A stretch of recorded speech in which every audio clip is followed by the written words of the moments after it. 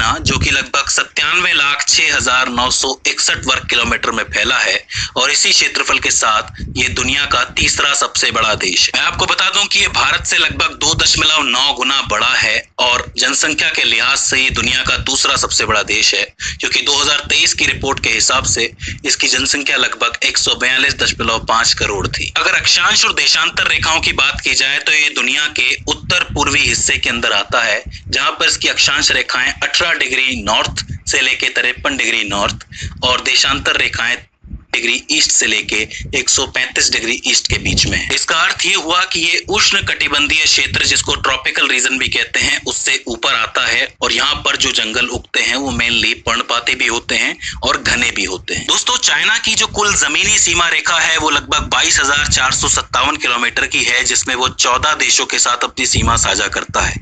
यह देश है Afghanistan, Bhutan, Bharat, Kazakhstan, Kyrgyzstan, Laos, Mongolia, Myanmar, Nepal, उत्तरी कोरिया, पाकिस्तान, रशिया, ताजिकिस्तान और वियतनाम। यहाँ ध्यान देने वाली बात यह है कि भारत के 5 ऐसे राज्य और केंद्रीय शासित प्रदेश हैं जिससे चाइना की सीमा लगती है। एक तो लद्दाख है, दूसरा हिमाचल प्रदेश, तीसरा उत्तराखंड, चौथा सिक्किम और 5वां अरुणाचल प्रदेश। जैसा कि आपको पता है कि लद्दाख का एक हिस्सा है अक्साई चीन, जो लगभग 40,000 वर्ग किलोमीटर में फैला है, उस पर फिलहाल चाइना का अवैध कब्जा है। अगर मैं चाइना की प्रशासनिक इकाइयों के बारे में बात करूं, यानी कि एडमिनिस्ट्रेटिव यूनिट्स के बारे में, तो चाइना में कुल 33 प्रशासनिक इकाइयां हैं, जिसमें से 22 तो प्रांत है, 5 स्वायत्त क्षेत्र हैं, 4 नगर पालिकाएं हैं और 2 विशेष प्रशासनिक क्षेत्र हैं। अगर सबसे पहले प्रांतों की बात की जाए तो प्रांतों में आते हैं Anhui, Fujian, Gansu, Guangdong, Guizhou, Henan, Hubei, Hunan, Jiangsu, Jiangxi, Jilin, Liaoning, Qinghai, Shaanxi, Shandong, Shanxi, Sichuan, Yunnan, Zhejiang, Hebei, Heilongjiang और हेनान। तो ये 22 प्रांत हैं। हालांकि एक प्रांत की बात बार बार होती है, वो है ताइवान, लेकिन उसके ऊपर अभी बहुत से विरोध चल रहे हैं, बहुत से लफड़े चल रहे हैं, तो उसके बारे में अभी हम बात नहीं करेंगे। तो ये है वो 22 प्रांत। हालांकि इनके नाम आपको याद नहीं रखने हैं, लेकिन मुख्यतः ये याद रखना कि इस तरह ये फैले हुए हैं। इसके बाद इसके 5 स्वायत्त क्षेत्रों के बारे में बात करें, यानी कि ऑटोनोमस रीजन के बारे में, तो है तिब्बत, गुआंगशी, जिजियांग, इनर मंगोलिया और निजिया। अब देखो, समझो कि एक स्वायत्त क्षेत्र या फिर ऑटोनोमस रीजन क्या होता है। इसको आप अपने जम्मू कश्मीर से समझ सकते हो कि साल 2019 से पहले यहाँ का अपना एक कॉन्स्टिट्यूशन था, कानून था, अपने फैसले लेने की स्वतंत्रता थी कि अपने हिसाब से आप ले सकते हो। फिर क्या हुआ कि 2019 में 370 को डिमोलिश कर दिया। डिमोलिश करने के बाद ये जो है भारतीय कानून के तहत आ गया, यानी कि कॉन्स्टिट्यूशन के अंडर आ गया।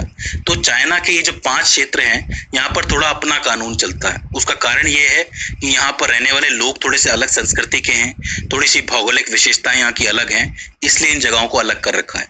आपको पता ही होगा कि तिब्बत पे कब्जा किया था चीन ने, तो तिब्बत की अपनी एक संस्कृति है। इसके अलावा इनर मंगोलिया जो है, मंगोलिया की अपनी एक संस्कृति है, अपना कानून है, तो वहां पे उस हिसाब से काम चल रहा है।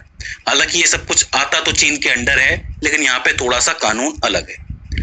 इसके बाद बात करें चाइना की 4 नगर पालिकाओं के बारे में, तो इसमें आती है बीजिंग, तियानजिंग, शंघाई और चोंगकिंग। ये जो चारों नगर पालिकाएं हैं, ये सीधे चाइना की केंद्र सरकार द्वारा, सेंट्रल गवर्नमेंट द्वारा नियंत्रित की जाती हैं, कंट्रोल की जाती हैं। जो बीजिंग है इसके अंदर से, वो इसकी राजधानी भी है, आपको पता होगा।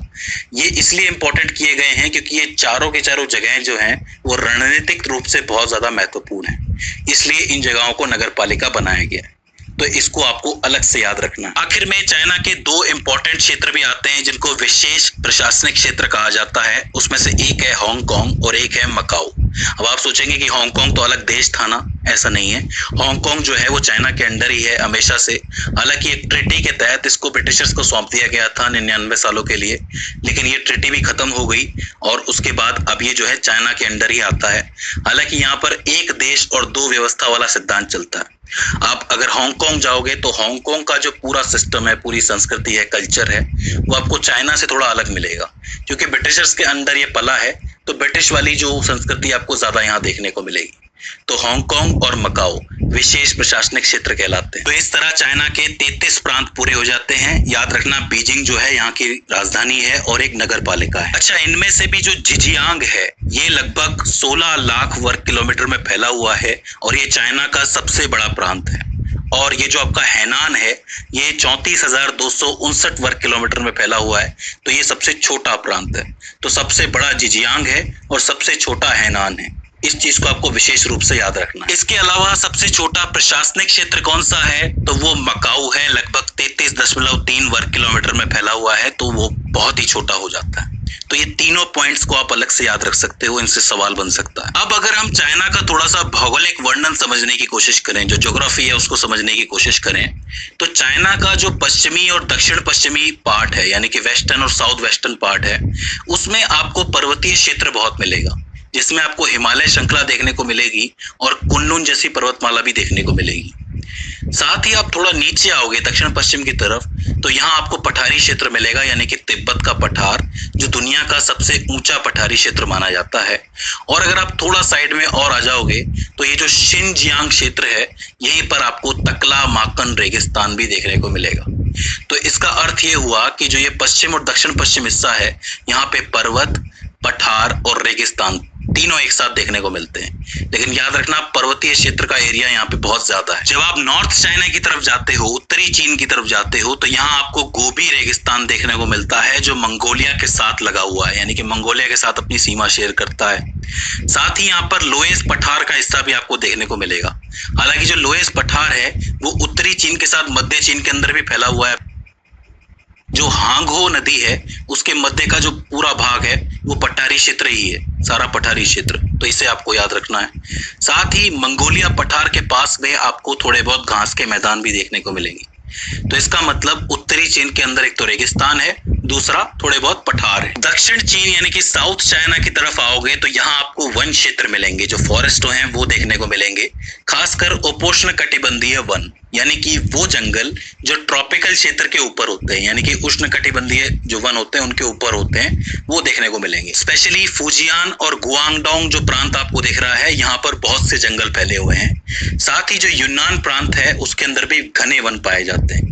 अब इन वनों में कुछ ऐसे वन होंगे जो अपने पत्ते गिरा देते हैं, पर्णपाती हैं, और कुछ ऐसे होंगे जो बहुत ज्यादा ही घने रहते हैं और हरे भरे रहते हैं। तो ये सब एक साथ ही रहते हैं, तो ये साउथ चाइना का हिस्सा हो जाता है।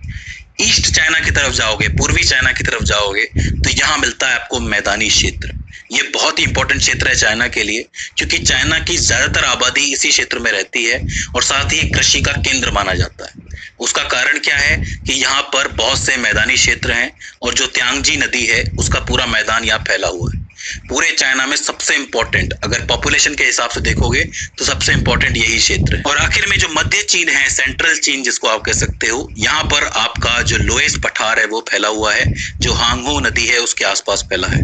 और साथ ही आपको सियुचान बेसिन भी देखने को मिलेगा, मतलब थोड़े बहुत उपजाऊ क्षेत्र भी यहाँ पे आपको देखने को मिलेंगे।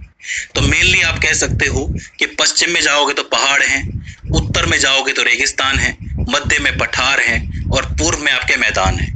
तो इस तरीके से आप चीज को याद रख सकते हो। तो दोस्तों, मुझे उम्मीद है कि ये वीडियो आपके लिए हेल्पफुल साबित रही होगी। अगर इसके बाद भी आपको इसके अंदर कोई क्वेरी आती है, कोई दिक्कत आती है, तो आप हमें कमेंट सेक्शन के अंदर बता सकते हैं।